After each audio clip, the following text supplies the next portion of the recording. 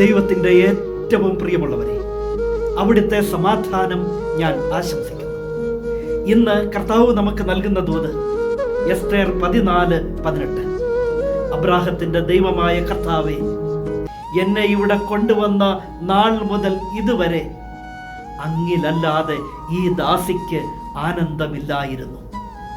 എസ്തേറിന്റെ വാക്കുകളാണ്, കൃതജ്ഞത നിറഞ്ഞ വാക്കുകൾ.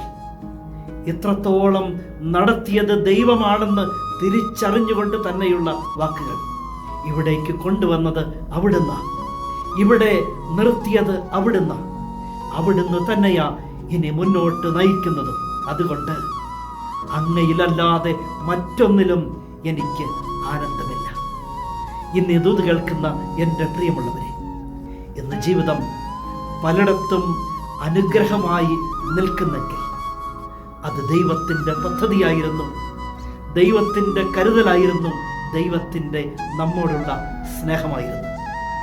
ദൈവമാ ഇവിടം വരെ കൊണ്ടുവന്ന് നിർത്തിയത്, ഇനിയും മുന്നോട്ട് നയിക്കുന്നതും. എങ്കിൽ ആ ദൈവത്തോട് കൃതജ്ഞതയോടെ പറയാം, അങ്ങയിലല്ലാതെ മറ്റൊന്നിലും അടിയങ്ങൾക്ക് ആനന്ദമില്ല.